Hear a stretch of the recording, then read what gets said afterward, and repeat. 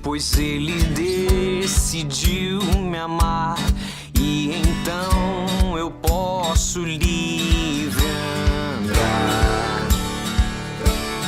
O seu sangue sobre mim me comprou, me restaurou, sem culpa então me tornou.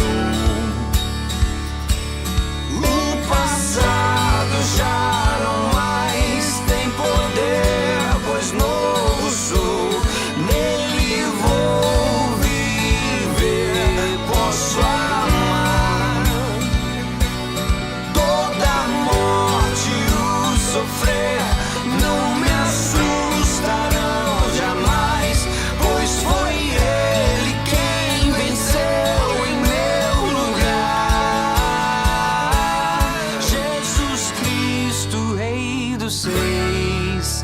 nos trouxe a redenção, a esperança retornou, graça e paz nos revelou.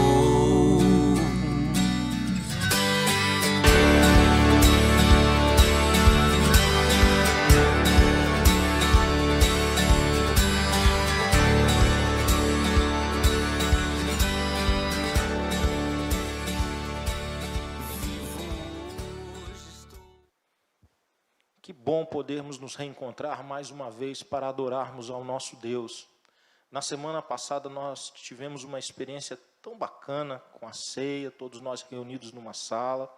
Mas hoje novamente estamos aqui no canal da Igreja Batista Pedras Vivas para adorarmos juntos ao Senhor. Se você está nos visitando pela primeira vez, eu quero te dizer que você é muito bem-vindo. E, por favor, inscreva-se no canal, acione o sino de notificações para que você receba notificação de tudo aquilo que produzirmos. Eu quero também pedir a você que já está conosco aqui no canal, você que é membro da igreja, que você possa compartilhar esse culto e aquilo que o Ministério Infantil tem produzido, enfim, tudo aquilo que nós temos disponibilizado aqui no canal. Você ajuda demais quando você compartilha. Mas eu quero te convidar a adorar a Deus, celebrar ao Senhor. Meu coração está muito desejoso de bendizer ao Senhor, e eu tenho certeza que o seu também. E eu quero compartilhar com você um texto que está em Colossenses, no capítulo 1, os versículos de 13 a 20. Esse texto diz assim, sobre Jesus Cristo: Ele nos libertou do poder das trevas e nos transportou para o reino do Filho do seu amado, em quem temos a redenção, a remissão dos pecados. Ele é a imagem do Deus invisível, o primogênito de toda a criação. Pois nele foram criadas todas as coisas no céu e sobre a terra, as visíveis e as invisíveis, sejam tronos, sejam soberanias, sejam principados ou potestades. Tudo foi criado por meio dele e para ele. Ele é antes de todas as coisas, nele tudo subsiste. Ele é a cabeça do corpo, que é a igreja. Ele é o princípio, o primogênito dentre os mortos, para ter a primazia em todas as coisas.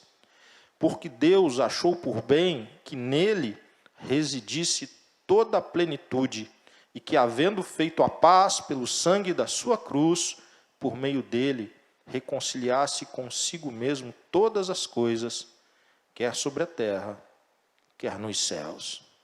Que passagem maravilhosa, que declaração linda, que nos chama à adoração pelos méritos de Jesus Cristo. Pelos méritos de Jesus Cristo, novo e vivo caminho, nós podemos chegar até Deus, abrir o nosso coração, celebrá-lo, porque é o Senhor das nossas vidas. Vamos fazer isso juntos agora.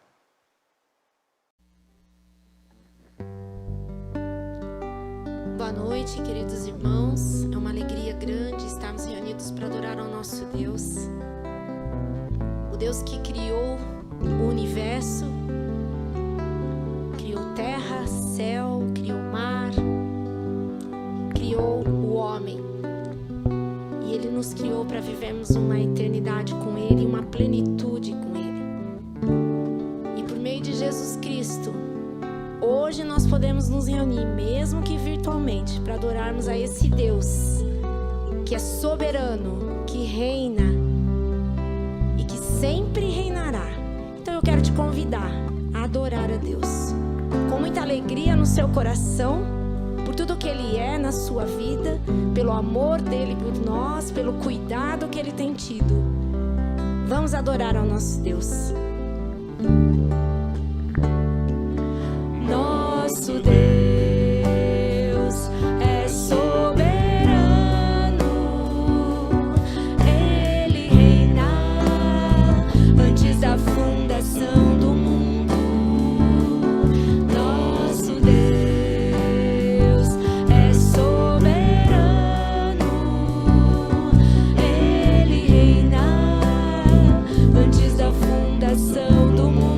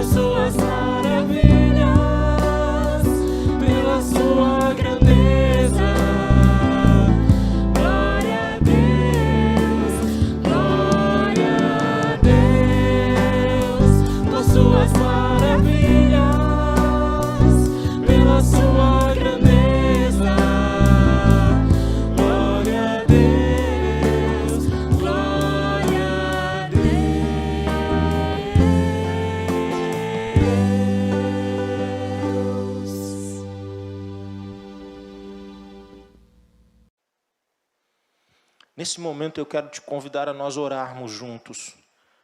Nós temos assuntos a tratarmos com Deus, nós temos necessidades que queremos colocar diante dEle e também muita gratidão no nosso coração por tudo aquilo que Ele tem feito e por quem Ele é. Mas antes de orarmos, eu quero ler um trecho da palavra de Deus com você. O Salmo 121, nos 2 primeiros versículos, é um salmo conhecido e esse início dele é muito conhecido. O texto nos diz assim: eleva os meus olhos para os montes, de onde me virá o socorro? O meu socorro vem do Senhor, que fez o céu e a terra. Essa é uma declaração que nos convida a crer, a depositar a nossa esperança em Deus. Revela Deus como um Deus vivo, um Deus poderoso, que socorre aqueles que o buscam, que elevam os seus olhos para o alto.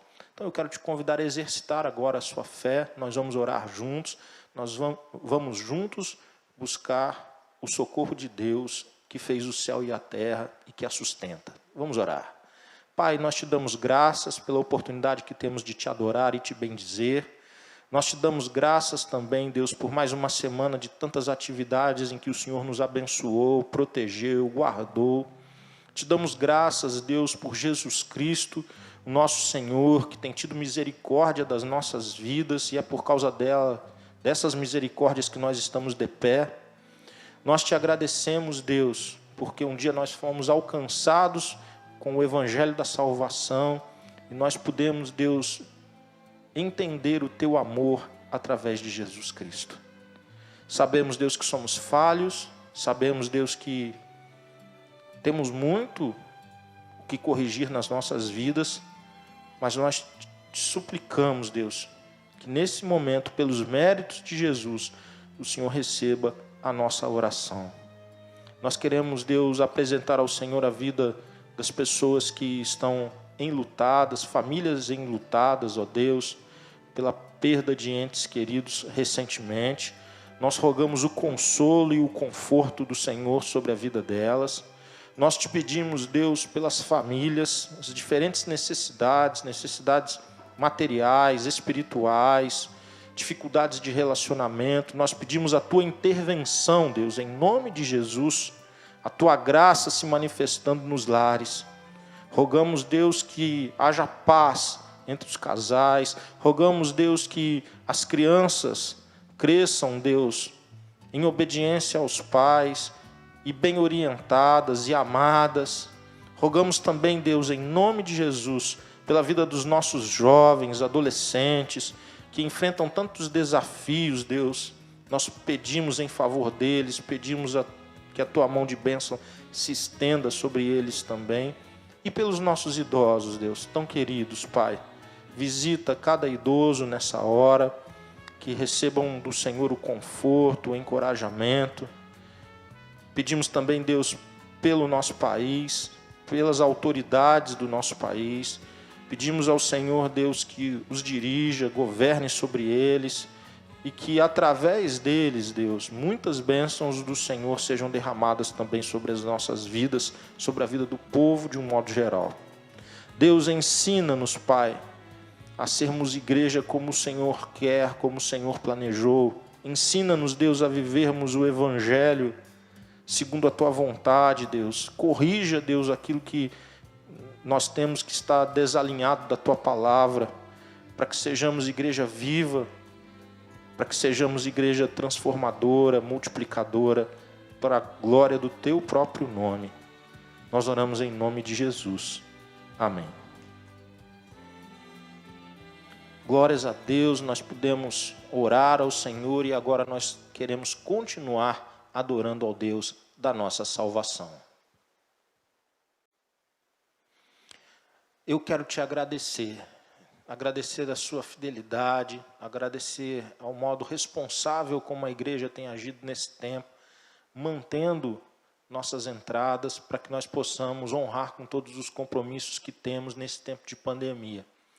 Graças a Deus que o Senhor tem nos sustentado, o Senhor tem nos dado o que precisamos, e nós temos a oportunidade de entregar o nosso dízimo e a nossa oferta, e eu quero reconhecer que Deus é bom para as nossas vidas, e reconhecer também o esforço de muitos, que nesse tempo, mesmo com todas as dificuldades que o templo fechado impõe, o distanciamento social impõe, tem mantido suas entregas, e essa expressão de adoração a Deus, que é a entrega de dízimos e ofertas. E eu quero continuar encorajando você, como parte da sua adoração, entregar o seu dízimo e a sua oferta, e você tem os dados bancários da igreja, e qualquer dúvida você pode procurar as pessoas responsáveis, mas eu louvo ao Senhor que tem nos sustentado a todos.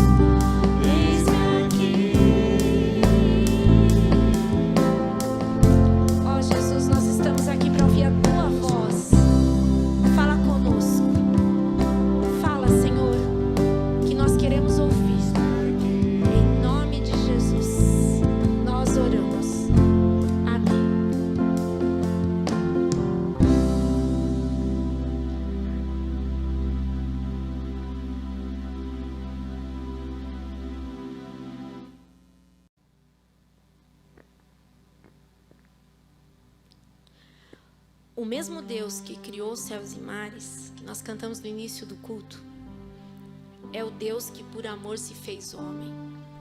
Veio até a terra, habitou aqui, morreu na cruz, levou os nossos pecados, todos ali naquela cruz.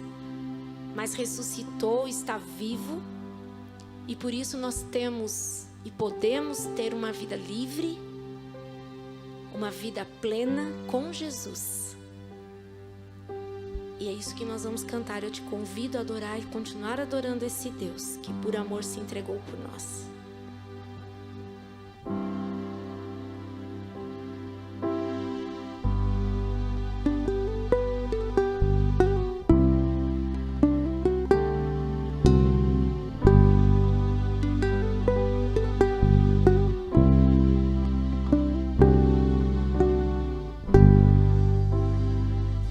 Bem mais que as forças,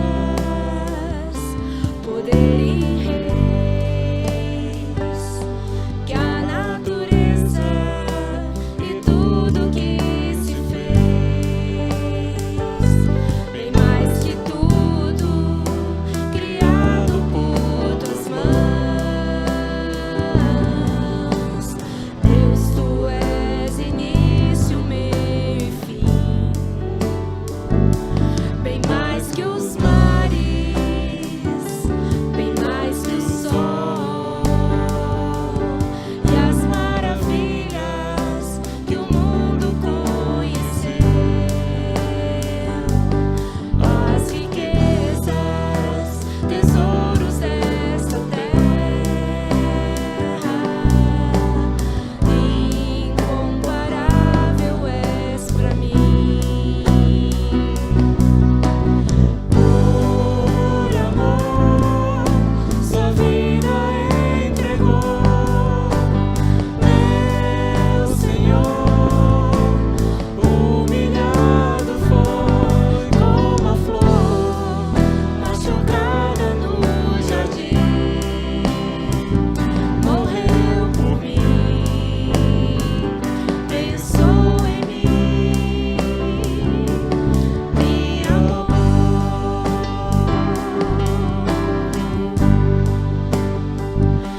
Bem mais que os mares, bem mais que o sol e as maravilhas que o mundo conheceu, as riquezas, tesouros desta terra, incomparável és pra mim. Por amor, sua vida entregou, meu Senhor. Humilhado foi como a flor machucada no jardim. Morreu por mim, pensou em mim, me amou.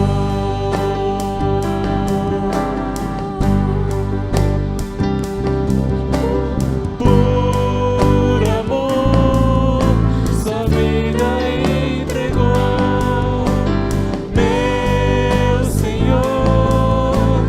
Humilhado foi como a flor machucada no jardim. Morreu por mim, pensou em mim, me amou.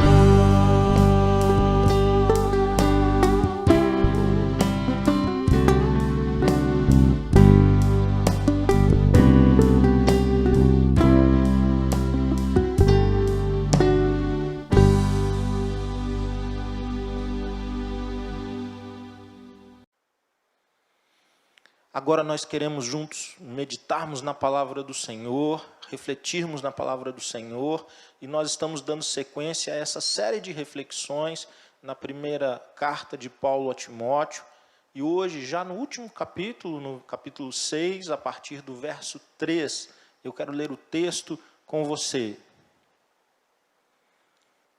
1 Timóteo 6, de 13 a 16, diz assim: se alguém ensina outra doutrina e não concorda com as sãs palavras de nosso Senhor Jesus Cristo e com o ensino segundo a piedade, esse é orgulhoso e não entende nada, mas tem um desejo doentio por discussões e brigas a respeito de palavras. É daí que nascem a inveja, a provocação, as difamações, as suspeitas malignas e as polêmicas sem fim da parte de pessoas cuja mente é pervertida e que estão privadas da verdade, supondo que a piedade é fonte de lucro. De fato, grande fonte de lucro é a piedade com o contentamento. Porque nada trouxemos para o mundo, nem coisa alguma podemos levar dele. Tendo sustento e com que nos vestir, estejamos contentes. Mas os que querem ficar ricos caem em tentação, em armadilhas e em muitos desejos insensatos e nocivos que levam as pessoas a se afundar na ruína e na perdição. Porque o amor ao dinheiro é a raiz de todos os males, e alguns nessa cobiça se desviaram da fé e se atormentaram a si mesmos com muitas dores. Mas você, homem de Deus, fuja de tudo isso. Siga a justiça, a piedade, a fé, o amor, a perseverança, a mansidão. Combata o bom combate da fé. Tome posse da vida eterna para o qual você também foi chamado e da qual fez a boa confissão diante de muitas testemunhas. Diante de Deus, que preserva a vida de todas as coisas, e diante de Cristo Jesus, que na presença de Pôncio Pilatos fez a boa confissão, eu exorto você a guardar este mandamento imaculado, irrepreensível, até a manifestação de nosso Senhor Jesus Cristo, a qual no tempo certo há de ser revelada pelo bendito e único soberano, o Rei dos reis e Senhor dos senhores, o único que possui imortalidade, que habita em luz inacessível, a quem ninguém jamais viu, nem é capaz de ver. A ele honra e poder eterno. Amém. Dando sequência às reflexões que já temos tido, hoje Paulo avança nas orientações a Timóteo e ele mais uma vez trata do perigo dos falsos ensinos proferidos por falsos mestres dentro da igreja de Éfeso. E dos versículos 3, 4 e 5, Paulo meio que descreve, ele caracteriza os falsos mestres, dando a Timóteo a oportunidade, então, de poder perceber quem eram essas pessoas. Eles têm algumas características distintivas, e Timóteo deveria observar isso, e eu quero destacar algumas. Primeiro, eles ensinavam uma doutrina falsa. Eles ensinavam coisas que Jesus Cristo não havia ensinado, coisas contrárias ao ensino de Jesus. Eles não concordavam com palavras de Jesus e ensinavam coisas diferentes do evangelho da salvação. Então, a primeira característica destacada aqui é falso ensino, ensino estranho àquilo que Jesus e o evangelho, na verdade, ensinam. E é importante nós percebermos isso. Nem tudo que vem da boca de líderes do ambiente religioso é verdade. E é preciso que a igreja ela saiba observar, ela saiba perceber quando algo não vem de Deus, porque não vem da sua palavra. A primeira característica, portanto, do falso mestre, muitos deles eloquentes, bons de palavra, era que eles ensinavam algo diferente do evangelho, diferente do ensino de Jesus. Segunda característica é que eles tinham um caráter arrogante e mania por discussões. Eu gosto desse destaque que é dado. E essas discussões aqui não eram discussões que promoviam edificação, que promoviam na vida da igreja reflexões que levassem à santidade, que levassem a um sentimento de adoração ainda maior a Deus, de gratidão a Deus. Não. Eram discussões infrutíferas, ou melhor, discussões que levavam a frutos ruins. Eram discussões sem fins, intermináveis, e que eram nocivos à saúde da igreja. Nós vamos ver isso um pouquinho mais à frente. Então, eles estavam muito mais interessados nesse embate, na controvérsia e na polêmica, do que na edificação da igreja. Terceira característica, eles visavam lucro pessoal. O texto diz que, segundo essas pessoas, elas observavam que a piedade era uma fonte de lucro. O texto diz, supondo que a piedade é fonte de lucro. Então, uma característica muito comum do falso mestre, em qualquer tempo e em qualquer geração, é que ele quer explorar a fé do povo. Na verdade, a relação que ele cria com a igreja, a relação que ele constrói com a igreja, tem um objetivo escuso por detrás. Qual seja? Explorar a fé alheia. Então, Paulo vai começando a nomear para Timóteo características desse grupo, para que Timóteo ficasse bem atento. E ainda há um que, como que se resume tudo que nós falamos acima. Eles não concordavam com as sãs palavras de nosso Senhor Jesus Cristo e com o ensino da piedade. Ora, exatamente por discordar daquilo que é a essência, que são os ensinos de Jesus e o Evangelho da Graça, que eles eram identificados como falsos mestres, e eles geravam controvérsia, geravam brigas, geravam discussões, sentimentos, afloravam sentimentos negativos, sentimentos que nada têm a ver com Deus, afloravam na vida da igreja, devido à má influência desses falsos mestres. Nos versículos 6 a 8, Paulo faz um corte naquilo que ele estava falando, e ele traz com uma pitada de ironia uma reflexão importante. Os versículos 6 a 8, ele diz assim, que de fato, grande fonte de lucro é a piedade com contentamento.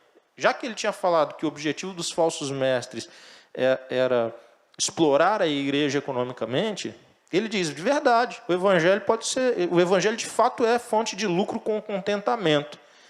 E aí ele apresenta os seus motivos, que eram diferentes dos motivos dos falsos mestres, porque nada trouxemos para o mundo, nem nada, coisa alguma, podemos levar dele.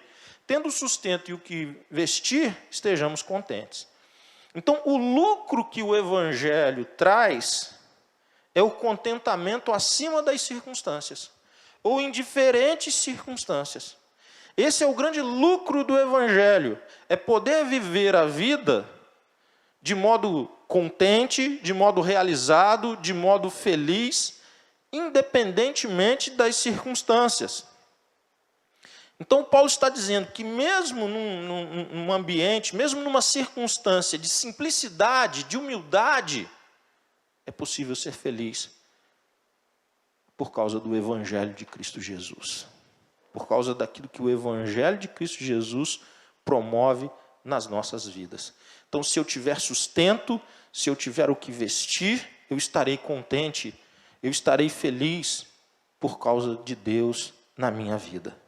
Há muitas pessoas angustiadas, temerosas de perder bens, de perder posses, de perder aquilo que conquistaram. E do ponto de vista humano faz todo sentido mesmo.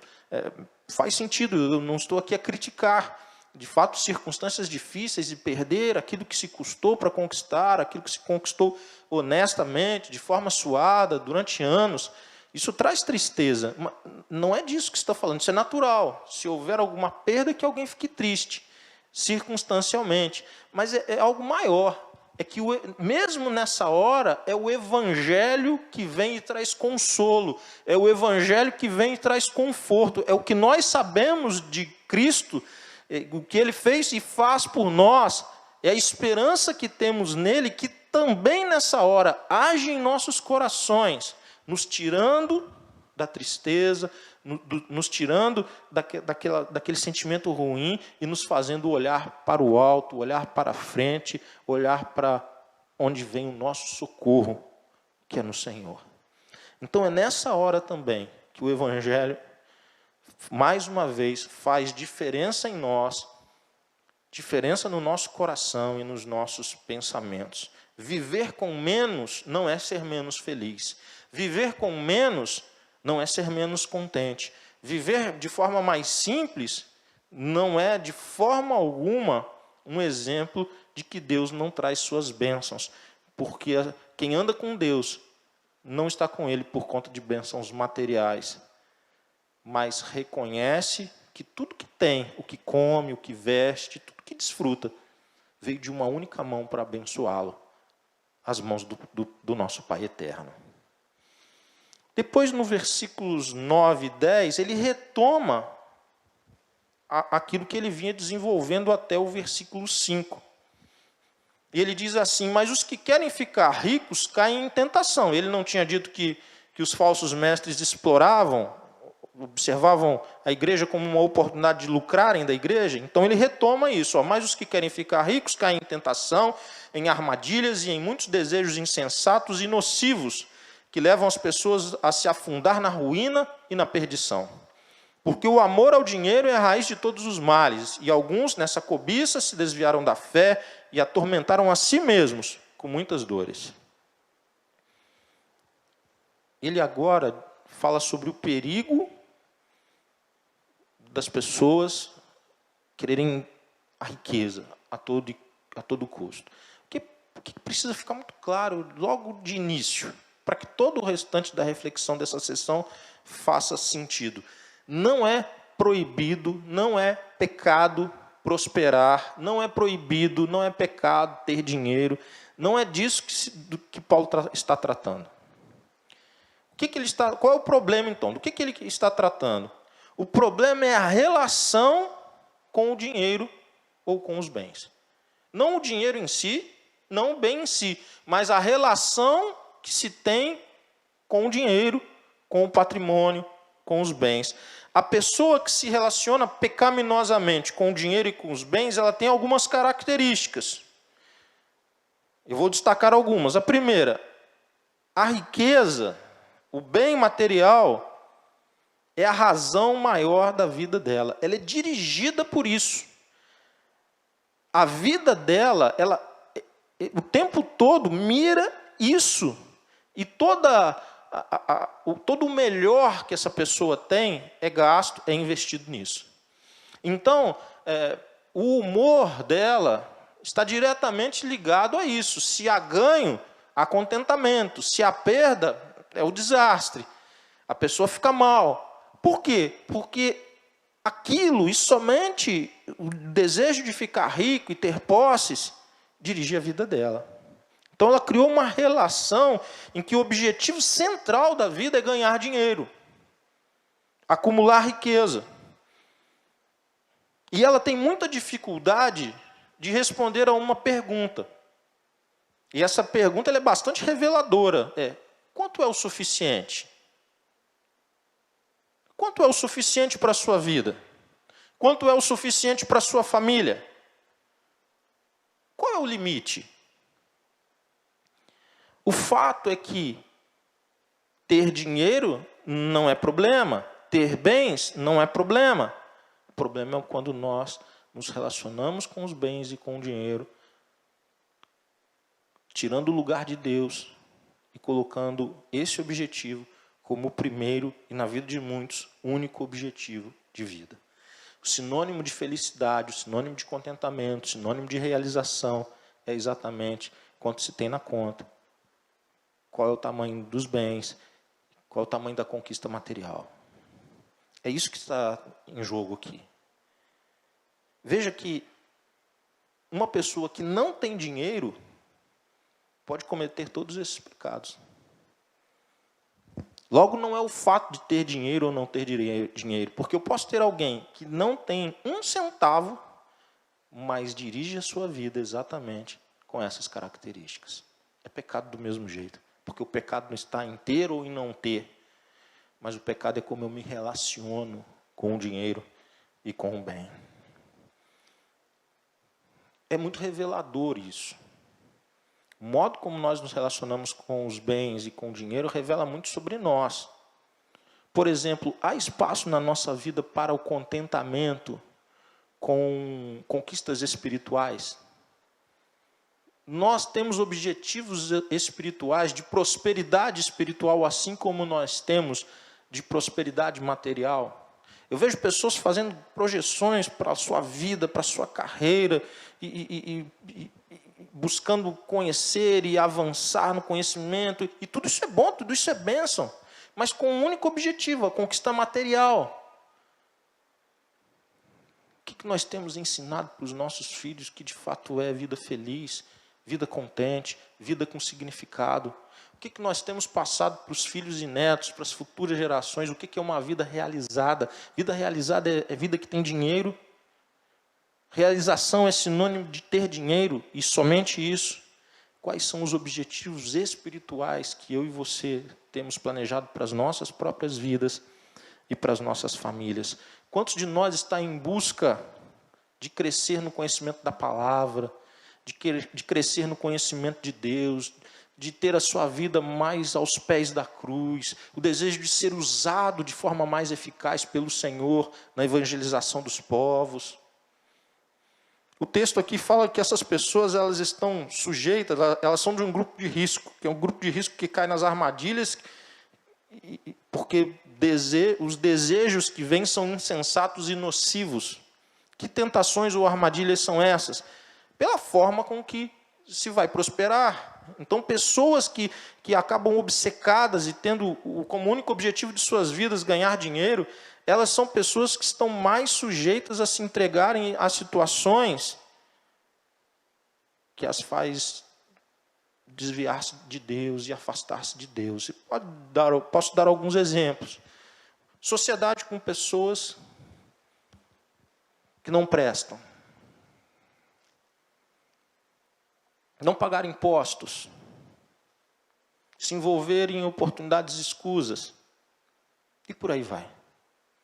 Movido pela ânsia, pela ganância, acaba escolhendo caminhos do como enriquecer, do como construir patrimônio, do como, de forma completamente distante de Deus e dos princípios do Evangelho. Então é o amor ao dinheiro, não o dinheiro. O amor ao dinheiro, a raiz dos males.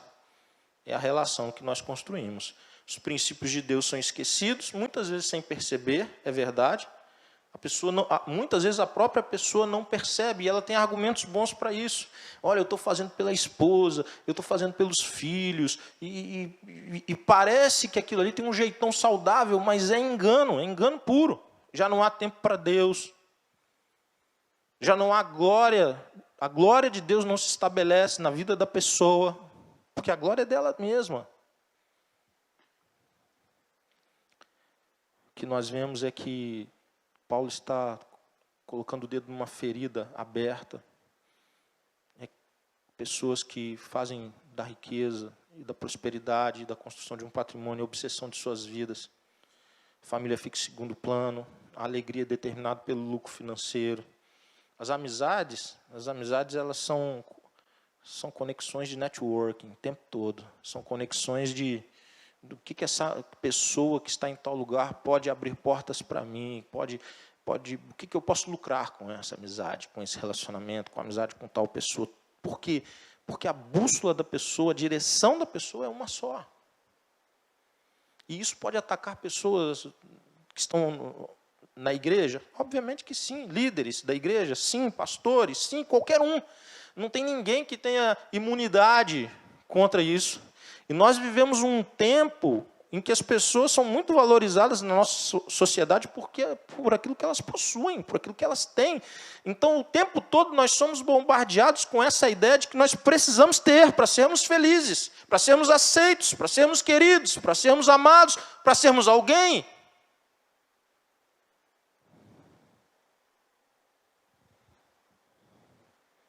Qual que é o grande problema disso? Por que o problema é o amor ao dinheiro? Porque o amor só deve ser dado a Deus e às pessoas. Amor é a Deus e às pessoas.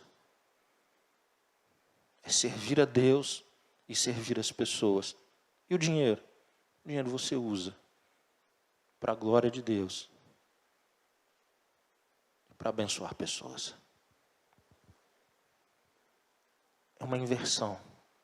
Quando meu Deus é o dinheiro, há uma inversão completa no dia a dia. E o texto menciona isso. Olha que Paulo diz: e alguns nessa cobiça se desviaram da fé e atormentaram a si mesmos com muitas dores.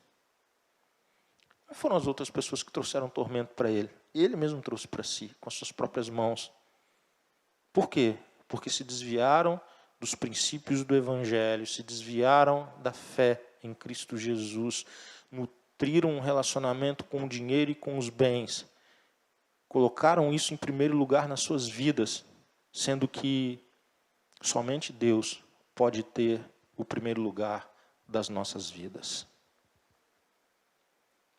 Eu quero avançar no texto, chegar no versículo 11. No versículo 11, ou a partir dele, nós vemos que Paulo orienta Timóteo a que ele tivesse uma conduta diferente daquela dos falsos mestres. Paulo quer estabelecer o comportamento de Timóteo como um contraste ao comportamento dos falsos mestres. Olha o que ele diz: mas você, a ideia do contraste, eles fazem desse jeito, mas você, que é homem de Deus, fuja de tudo isso. E aí ele vai dizendo, então, o que era esse procedimento que seria um contraste aos falsos mestres. Ele diz: olha, você foge dessa galera, você já agora sabe como identificá-los, fuja dessa turma. Você é homem de Deus, você é um ministro do Evangelho, você está colocado aí para pastorear o rebanho de Deus, para dirigir a visão de Deus no meio desse povo. Então o que você precisa fazer? Siga a justiça, a piedade, a fé, o amor, a perseverança e a mansidão. O que Paulo está dizendo para Timóteo fazer? Siga o verdadeiro Evangelho, Timóteo. Porque quando nós olhamos para Jesus e quando nós concordamos com as palavras de Jesus, essa aqui é a principal busca da nossa vida, não outra. Não são os bens, não é o dinheiro, nada. A principal busca das nossas vidas, independente de quanto temos, de quem somos, independente de qualquer coisa, ela é marcada pelos valores do Evangelho: piedade, fé, amor, perseverança, mansidão. Siga firme nisso. E no versículo 12, combata o bom combate da fé. Instrua o povo, exorte, pregue. Não fique discutindo discussões que não levam a lugar nenhum, mas trabalhe para a edificação do povo, para que a palavra do Senhor seja pregada, seja anunciada, seja ensinada e produza transformação no caráter das pessoas. Esse era o papel que Timóteo deveria exercer ali. Ao invés de entrar em discussões infrutíferas ou que só magoavam as pessoas e as distanciavam de Deus, mas que ele pudesse combater o bom combate da fé através da pregação, da instrução e da vivência do Evangelho. Diz mais: tome posse da vida eterna, para o qual você também foi chamado e da qual fez a boa confissão diante de muitas testemunhas. Ou seja, dizendo para Timóteo: Timóteo, se você se apodere de todos os benefícios da sua salvação. Não seja salvo vivendo como um não salvo. E há uma parábola que ensina muito sobre isso, uma parábola que nós podemos olhar isso em funcionamento. Quando na parábola do filho pródigo, nós vemos as escolhas erradas, terrivelmente erradas do filho pródigo, mas tem um filho que fica em casa e aparentemente ele está perto do pai, mas ele não tem liberdade com o pai, ele não tem intimidade com o pai, ele não construiu um relacionamento com o pai, apesar de estar em casa. E ele diz para o pai: puxa pai, eu nunca te pedi um animal aqui para fazer um churrasco, esse teu filho se deu tanta cabeçada, volta agora e já está fazendo um churrascão. E o pai diz: filho, tudo que é meu é seu. Essa orientação de Paulo para Timóteo é bendita, irmãos. Bendita foi para a vida de Timóteo, mas ela é bendita para as nossas vidas. nós precisamos nos apoderar daquilo que é nosso através de Cristo Jesus, que é uma vida de intimidade com o Pai. O texto segue adiante no versículo 13. Ele diz: olha, diante de Deus, que preserva a vida de todas as coisas, e diante de Cristo Jesus, o que ele está fazendo aqui? A ideia aqui é de um juramento. Olha, eu estou trazendo Deus e Cristo para essa conversa, Timóteo. Eu invoco Deus e eu invoco Cristo por aqui reunidos, e eu estou dizendo isso é coisa séria, Timóteo. 14. Guarde este mandamento imaculado e irrepreensível até a manifestação de nosso Senhor Jesus Cristo. Você está em posição de honra, Timóteo. Você é um pregador do Evangelho. Você está liderando o povo de Deus. Guarde-se. Guarde-se. Guarde os princípios do Evangelho no seu coração, para que se cumpra na sua vida plenamente o seu chamado. Versículo 16, Paulo faz 15 e 16, ele faz algumas expressões aqui que são muito reveladoras sobre Deus. Ele diz: olha, a qual no tempo certo há de ser revelado pelo bendito e único soberano, Rei dos reis e Senhor dos senhores. Ele está dizendo: Timóteo, não perca de mente que ao final de tudo isso, ao final de tudo, quando todos nós estivermos diante do Senhor, seja que Ele nos chame, ou no caso aqui a ênfase é que Jesus vai voltar, e vai ficar tudo muito claro de que todas as renúncias que você fez para viver o Evangelho na sua plenitude vai ter valido a pena. Essa é a essência dessa mensagem. Todo o esforço que nós fizermos para viver uma vida alinhada com o Evangelho de Jesus Cristo, no último dia, na volta de Jesus, quando estivermos face a face com Ele, vai ficar tão claro de que valeu a pena. E finalmente o versículo 16, ele ainda fala mais. Ele diz: ó, o único que possui imortalidade, aquele que não teve início e não terá fim, que habita em luz inacessível. Todas as teofanias, todas as aparições de Deus, alguém viu uma face de Deus. A experiência de Moisés, ela é incrível, incrível. Mas aquilo era apenas uma face de Deus, um pequeno elemento de quem é Deus. Ninguém nunca viu Deus face a face. Mas na eternidade, na glória eterna, nós não teremos trevas, por causa dessa luz que é Deus, estar iluminando a tudo e a todos. Ele diz mais: olha, a quem ninguém jamais viu nem é capaz de ver. Isso não é para esse tempo. A Ele honra e poder eterno. Amém. Pare de acender velas na sua vida. Às vezes nós queremos ficar acendendo algumas velinhas na nossa vida que iluminam mal e por pouco tempo. Ande na luz que é Jesus Cristo. Esse é o chamado de Deus para o seu povo, para a sua igreja. Eu quero terminar fazendo algumas aplicações. Primeiro, seja fiel ao evangelho bíblico, ao evangelho verdadeiro. Evangelho deturpado é falso evangelho. É evangelho que não leva ninguém para perto de Deus. É evangelho que não leva ninguém para estar com Deus na eternidade. Esforce-se para conhecer a Bíblia, para conhecer Deus através da Bíblia, para conhecer Deus pela palavra que é dele mesmo, que é a verdade, e dessa forma você vai ser capaz de distinguir erros, você vai perceber com clareza quando for um falso evangelho. Isso é protetor para a sua vida, para a sua família. Tem objetivos espirituais. Examine as suas motivações, o que de fato dirige a sua vida. Você hoje é dirigido por quê? Onde estão as tuas ambições, os teus motivos? Estude, trabalhe, prospere, mas reconheça quem é o seu provedor. Dê glórias ao Senhor. Não faça do dinheiro ou dos bens o teu Deus.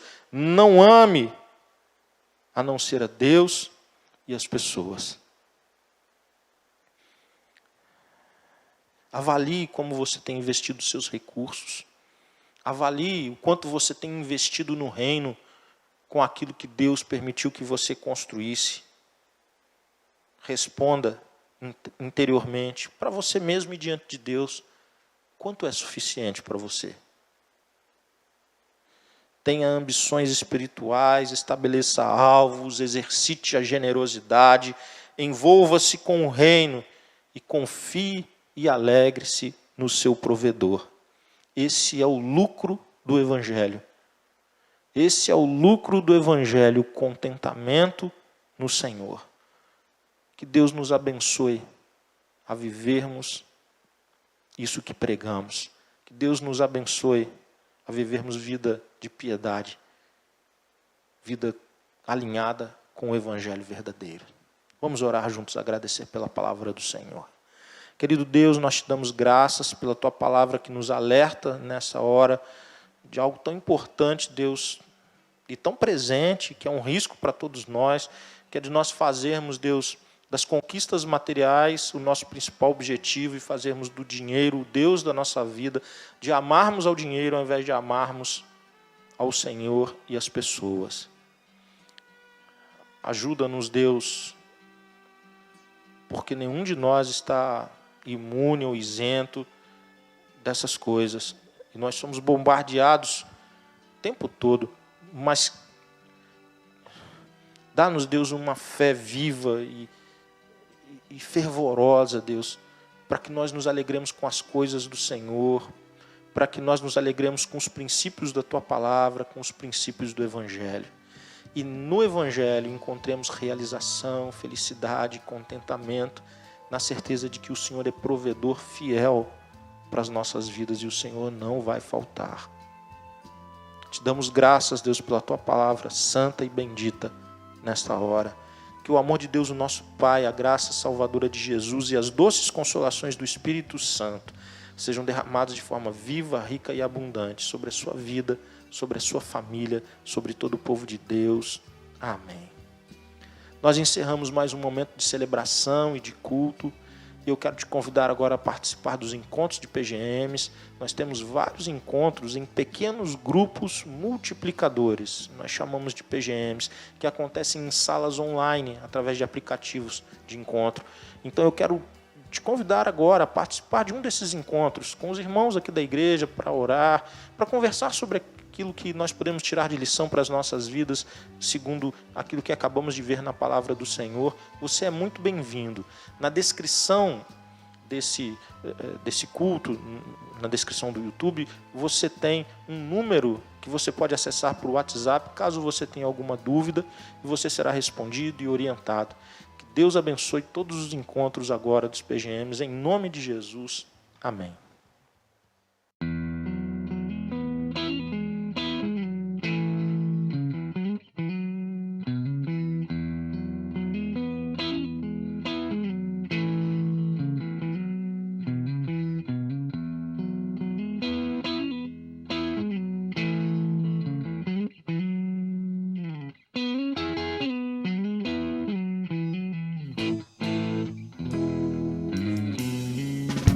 Não há quem possa ficar tão longe que não possa ser visto assim. Os teus olhos estão em todo lugar, aonde quer que se vá, aonde quer que se vá. Se eu fizer a minha casa no mais alto,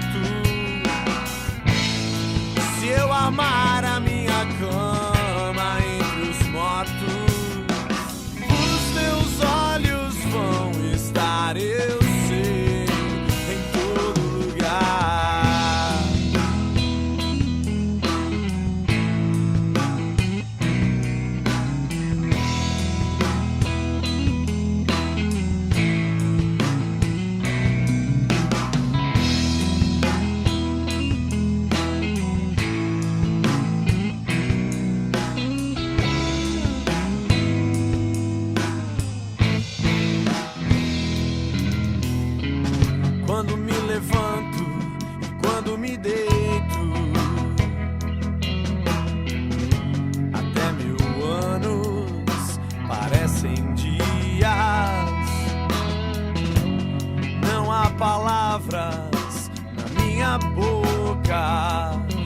já existem sons nos teus ouvidos.